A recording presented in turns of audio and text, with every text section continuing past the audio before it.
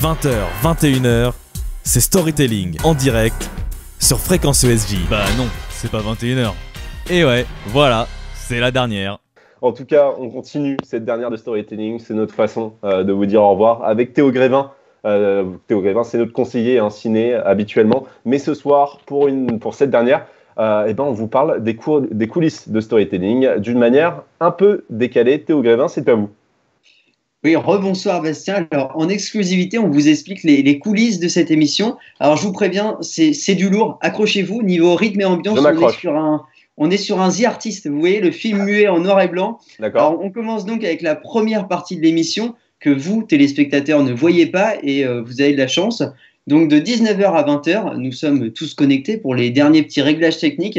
Et cette heure, elle me fait penser au film Ambiancé. Est-ce que vous connaissez, Bastien ? Non, pas du tout.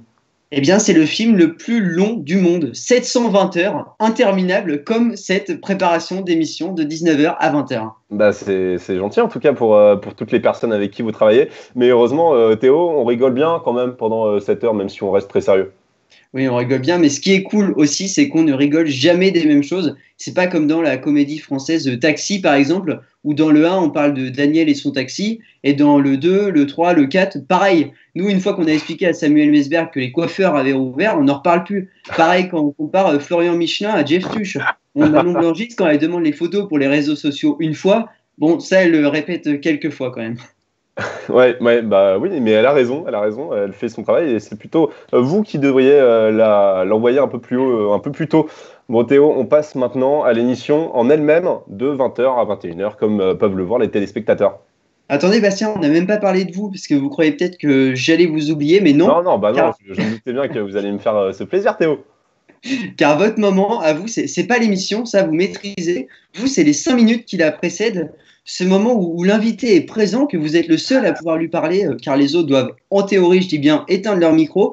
Alors, ces quelques minutes, niveau gênance, ça me fait penser au moment où il y a une scène de sexe dans un film et que tu as tes parents à côté de toi. Bon, après lui avoir demandé 6 fois si son micro marchait bien, car vous aviez rien d'autre en tête, jingle, l'émission est enfin partie. Le groupe Messenger où l'on se parle tous s'agite, chacun en prend pour son grade, au hasard Samuel et sa coupe de cheveux, ou J'avais un problème avec Samuel et sa coupe de cheveux, laissez-le tranquille. Ou Florian et sa ressemblance avec un habitant de Bouzol qui va s'installer à Monaco. Bon, vous aviez 2 vannes et vous les avez réussi. Ok, ça marche. Bah oui, c'est vrai, l'avant-émission peut être des fois un petit peu gênante. Et à la fin de l'émission, il y a le traditionnel débrief quand même. Oui, alors là, c'est une scène de guerre, comme dans 1917 de Sam Mendes. Ça tire dans tous les sens, beaucoup de victimes, peu de survivants, et personne cherche à sauver le soldat Ryan, mais toujours quelques encouragements, et c'est pour ça qu'on revenait, malgré tout, chaque semaine.